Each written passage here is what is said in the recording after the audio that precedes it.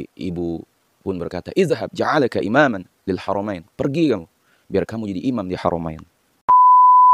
Dengan menjaharkan, mengeraskan bismillah, basmalah ya, pada surah Al-Fatihah.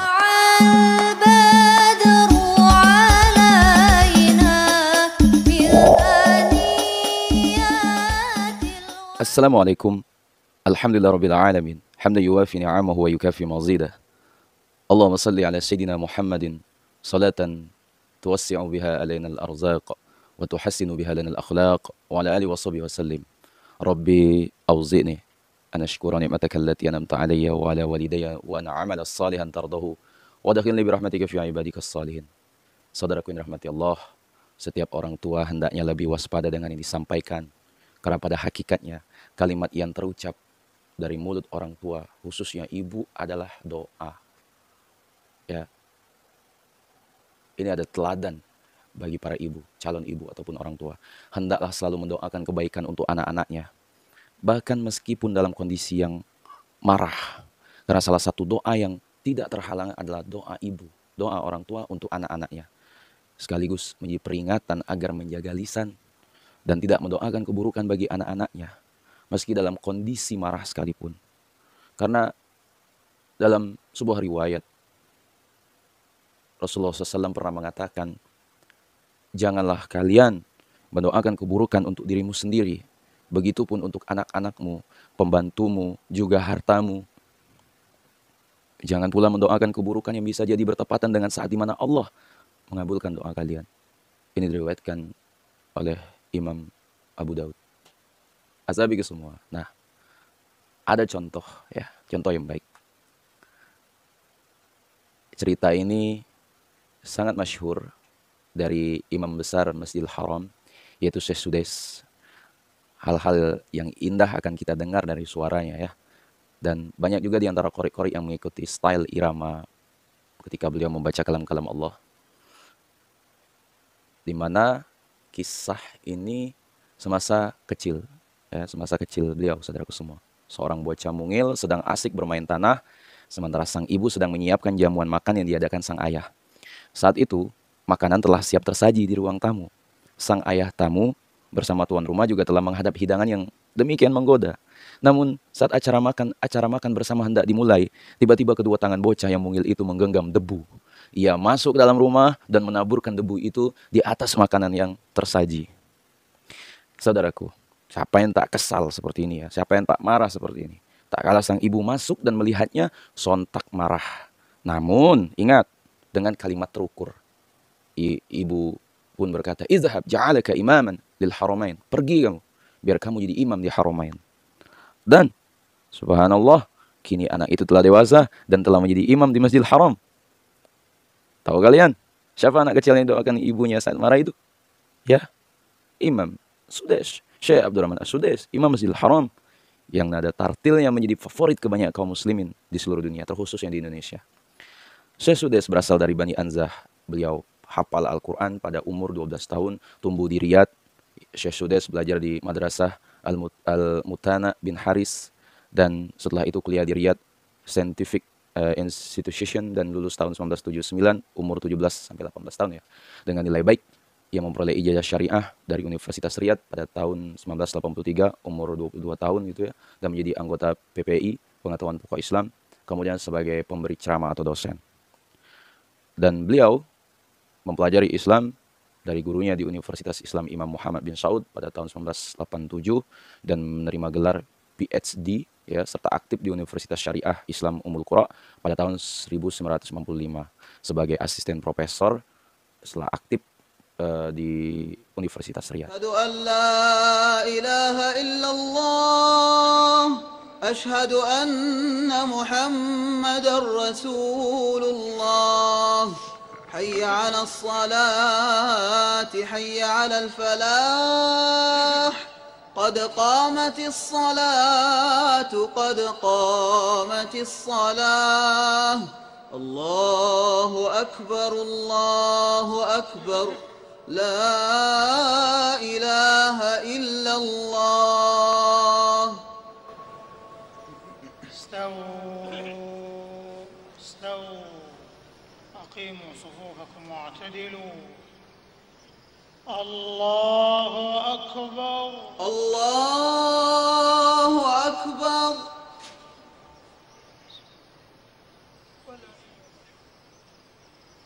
الحمد لله رب العالمين الرحمن الرحيم مالك يوم الدين إياك نعبد وإياك نستعين اهدنا الصراط المستقيم صراط الذين أنعمت عليهم غير المغضوب عليهم ولا الضالين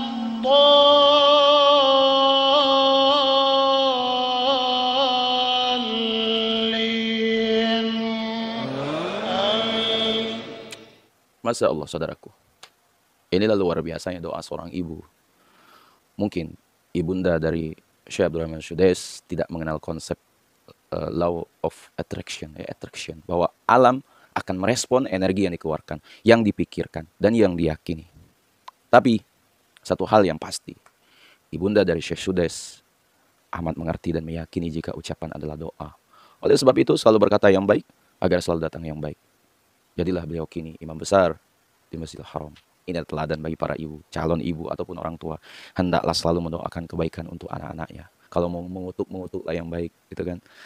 Bahkan meskipun dalam kondisi marah, karena salah satu doa yang tak terhalang adalah doa orang tua untuk anak-anaknya, ya, sekaligus menjadi peringatan agar menjaga lisan dan tidak mudah berkata yang tidak patut kepada anak.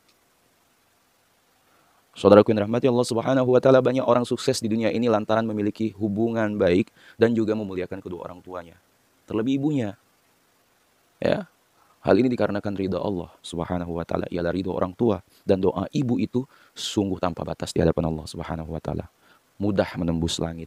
Sehingga doa seorang ibu yang dipanjatkan untuk anaknya boleh jadi sangat mudah untuk Allah Subhanahu wa taala kabulkan. Saudaraku yang dirahmati Allah Subhanahu wa taala, mungkin sebagian orang masih tidak sadar bahwa sejumlah kesuksesan yang diraih selama ini adalah buah dari doa ibu kepada Allah Subhanahu wa taala tanpa diketahui. Karena ibu tanpa disuruh pasti selalu mendoakan anaknya di tiap napasnya kala bermunajat.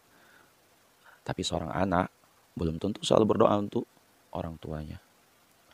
Asabiku semua, luar biasa sekali ya kata-kata seorang ibu.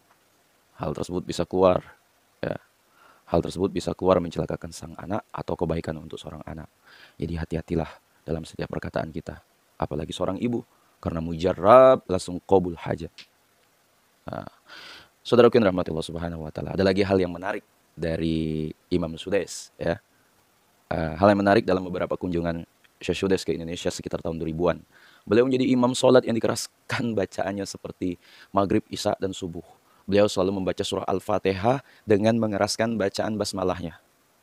Di kunjungan yang lain, pada tanggal 31 Oktober 2014, beliau sempat mengimami sholat Jumat di Masjid Istiqlal, Jakarta, dengan menjaharkan, mengeraskan bismillah, basmalah, ya, pada surah Al-Fatihah. Allahu Akbar, Allahu Akbar.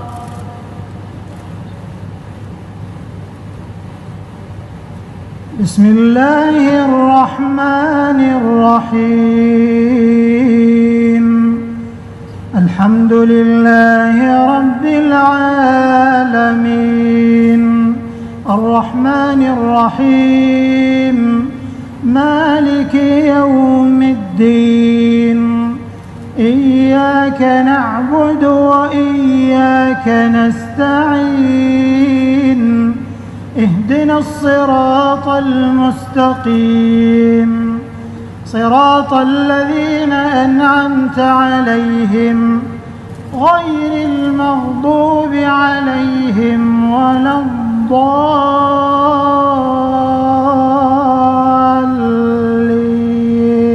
Padahal beliau adalah seorang ulama yang bermazhab Hambali, yang merupakan mazhab mayoritas penduduk Saudi Arabia. Di mana dalam mazhab Hambali, bismillah, basmalah itu dibaca sir, ya, dilirihkan. Nah. Saudaraku, bahkan menurut informasi yang masyhur, sebagian ustadz yang menyertai beliau Syekh Sudes pernah mengimami sholat subuh dan beliau melakukan kunut subuh di rakaat kedua.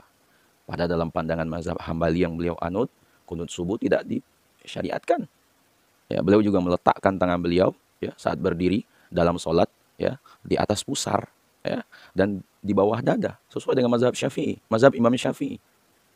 Semua ini membuktikan bahwa beliau sangat mengerti jika mayoritas penduduk Indonesia bermazhab Syafi'i ya, sehingga beliau memandang perlu untuk melapangkan dada serta mengalah dalam masail khilafiyah ya, dengan mengamalkan sebagian pendapat penduduk negeri yang beliau kunjungi dalam rangka untuk merealisasikan kemaslahatan serta meminimalisir kerusakan atau fitnah yang mungkin akan terjadi. Persatuan serta kondisi yang kondusif yang telah ada harus dijaga. Jangan sampai dihancurkan hanya karena isu-isu khilafiyah seperti ini. Begitu mulianya beliau, begitu lembutnya hati beliau. Ya, sangat mungkin ya Syekh Sudes telah membaca apa yang dinyatakan oleh Imam Ibnu Qayyim rahimahullah tentang bagaimana beliau menyikapi masalah kunut subuh. Ya. Mereka ahli hadis mengatakan bahwa melakukannya kunut subuh adalah perbuatan sunnah dan meninggalkannya juga perbuatan sunnah. Maka mereka tidak mengingkari orang yang mendawamkan terus menerus membiasakan kunut subuh. Tidak benci untuk melakukannya, tidak menganggap bid'ah, dan juga tidak menganggap orang yang melakukannya termasuk menyelisihi sunnah. Begitu juga sebaliknya. Bahkan orang yang kunut itu bagus dan yang meninggalkan juga bagus. Nah, itu kata Imam Ibnu Qayyim dalam kitab Zadul Ma'ad. Saudaraku yang dirahmati Allah Subhanahu wa taala, hal ini juga menunjukkan akan pentingnya hikmah dalam menerapkan sebuah ilmu di tengah masyarakat. Terkadang ada suatu ilmu yang kita yakini, akan tetapi mungkin kita tidak bisa atau belum bisa mengamalkannya. Karena dalam pengamalan ilmu, khususnya dalam masalah khilafiyah, perlu untuk menimbang kemaslahatan serta kerusakan yang akan timbul, serta memperhatikan situasi dan kondisi di mana ilmu itu akan diterapkan.